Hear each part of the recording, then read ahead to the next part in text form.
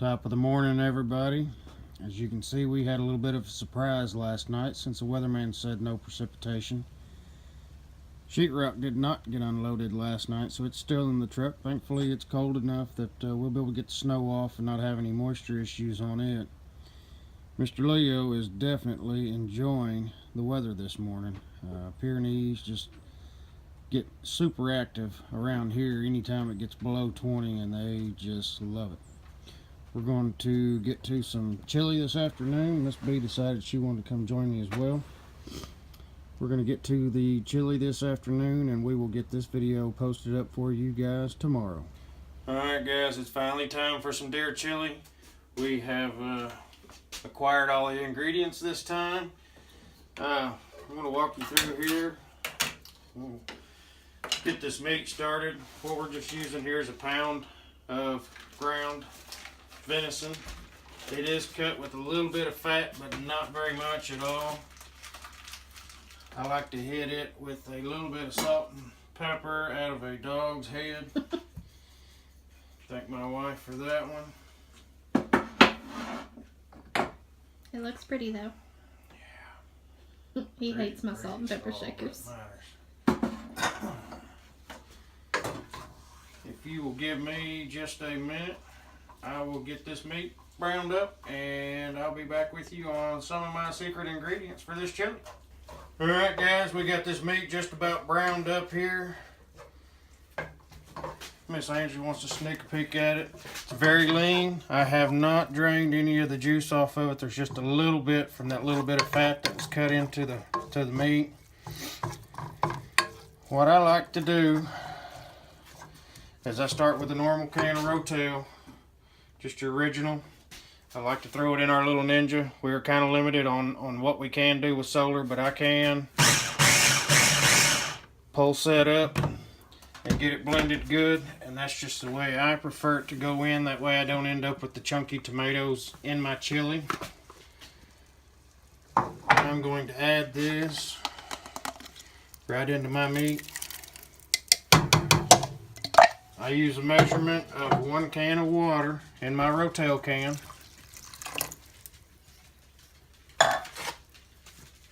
I do use the standard McCormick chili seasoning. Everybody uses it.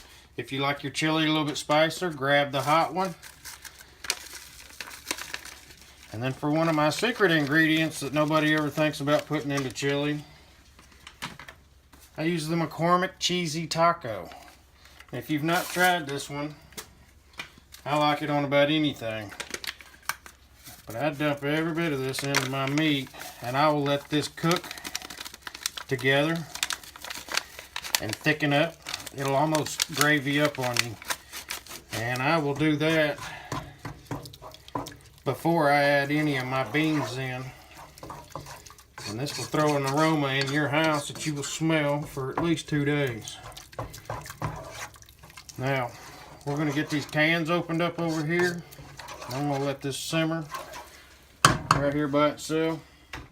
Being off grid, can opener is one of those things that we don't use a whole lot. And if you're like me, you got absolutely sick and tired of the cheap, junky can openers from Walmart. We went to a show one time and ran across a Cutco booth. And no, I'm not sponsored by Cutco. This thing is fantastic. Cutco does make a can opener, and lifetime warranty. If you break it, they'll send you another one. We've been using this one for a while, and it grabs and it opens these cans. Just fantastic. I love it.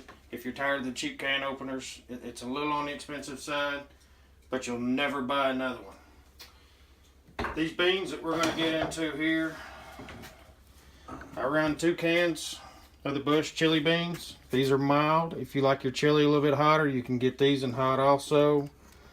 I prefer the light red kidney beans, 2 cans of those. And just plain old Bush pinto beans, 2 cans of those as well. Give me just a minute here. We're going to get these cans opened up, and I'm going to simmer on this meat, and we'll be right back with you.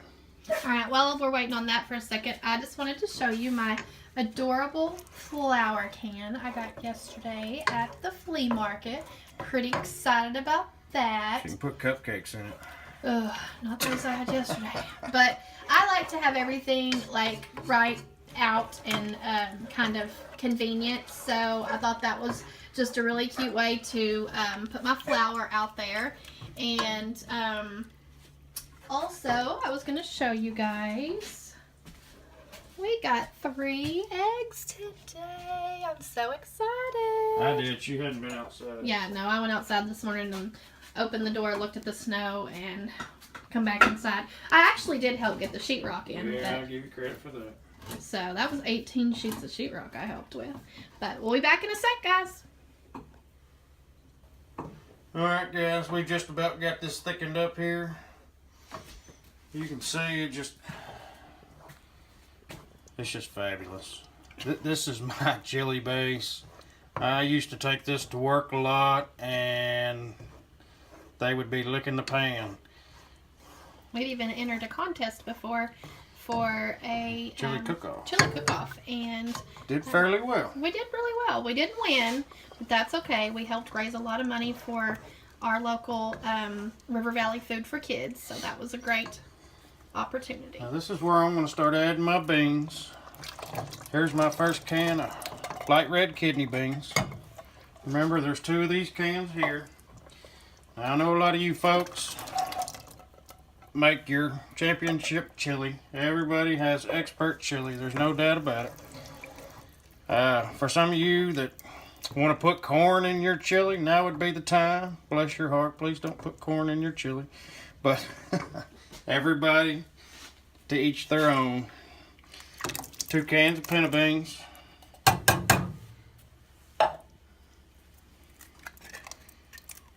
Put corn in your chili. It's kind of like taco soup, in my opinion. It's good. Everybody likes it their own way. I'm just giving you my way. I am by no means an expert, but I've been eating this chili here for several decades, I guess. And when we got married nearly 23 years ago, we started with a slight rendition of this, and it has changed throughout the years. 2 cans of the chili beans, bush chili beans. Slight change here and there. On occasion, you don't have something specific you need, or you change it out and find out things are great. If you're like me, anytime I run across a recipe that I want to use, I always manipulate it. I always take some things out and I add some things. That's just the way I am. And Yeah, if it usually calls for tomatoes, he don't put tomatoes not in. whole tomatoes. I just don't like whole tomatoes in my food. I love tomatoes, but I just don't like whole tomatoes in my food. Go figure on that one.